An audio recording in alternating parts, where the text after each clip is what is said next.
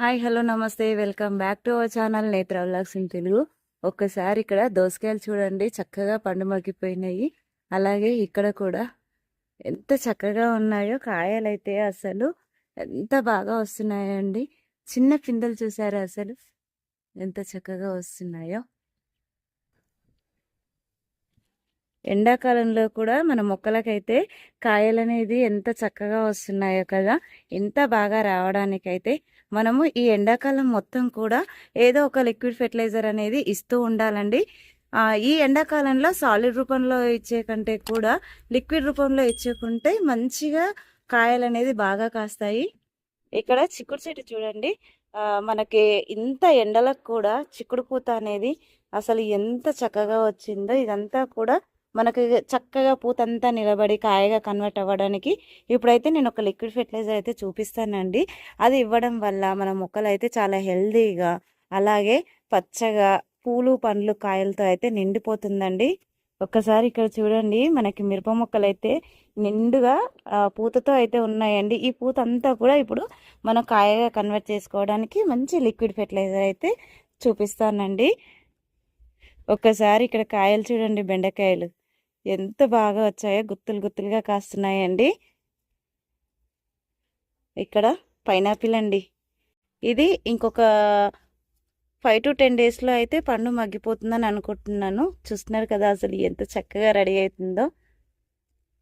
ఒకసారి సపోటాలు చూడండి, వాటి సైజు చూడండి ఎంత చక్కగా వస్తున్నాయో. ఇవి ఇంకా పండ్లు అయితే మగ్గలేదండి, కాయ సైజ్ అయితే చాలా చక్కగా పెరుగుతుంది. వావ్, అంజీర్ చూడండి అసలు ఎంత బాగా, అంటే సైజు కూడా చూడండి, పిడికలు నిండుగా ఉందండి సైజ్ అయితే.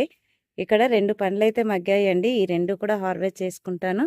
అలాగే మనకి పొమోగ్రానేట్, ఇంత ఎండలకి మన గార్డెన్ అయితే ఎంత హెల్దీగా ఎంత గ్రీన్గా ఉందో చూడండి. దీనికి అంతటికి అయితే ఇక్కడ కూడా అండి అంజీరు అయితే 3 పండ్లు హార్వెస్ట్లోకి వస్తున్నాయి.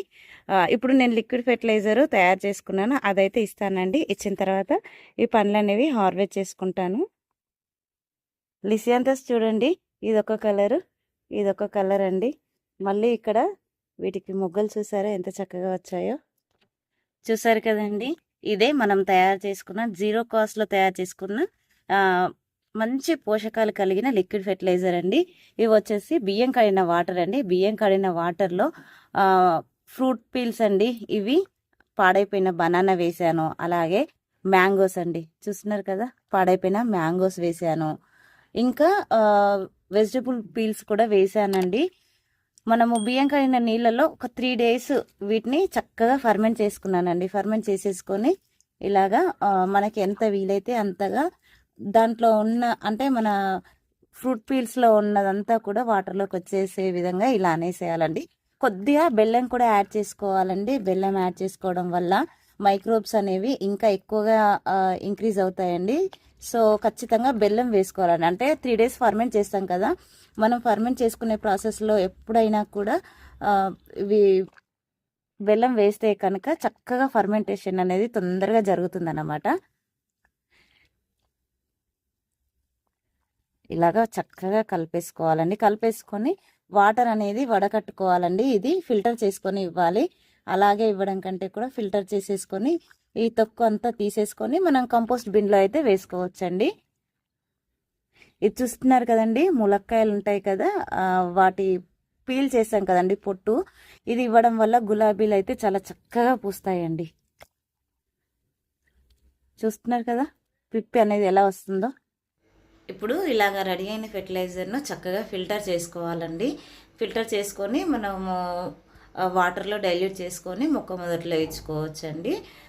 ఇక్కడ చూస్తున్నారు కదా, మనము మామిడి పండ్లు వేసాం కదా, కొద్దిగా వాటర్ అనేది దిగట్లేదండి. చేత్తో ఇలా కానీ లేకపోతే కర్రతో అనుకున్నా వచ్చేస్తుంది.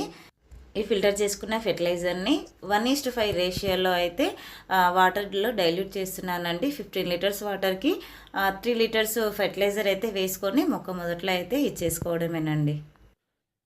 ఇప్పుడు ఈ వాటర్ని అయితే అన్ని రకాల మొక్కలకైతే చక్కగా ఇలా ఇచ్చేసుకోవడమేనండి.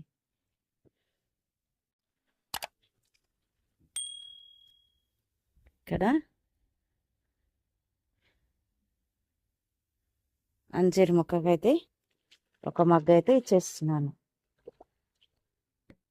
చూసారు కదా. ఐ హోప్ ఈ వీడియో మీకు నచ్చిందని అనుకుంటున్నాను. నచ్చితే లైక్ చేయండి, షేర్ చేయండి, ఛానల్ని సబ్స్క్రైబ్ చేసుకోండి. Thank you for watching my videos. అందరికీ హ్యాపీ గార్డెనింగ్.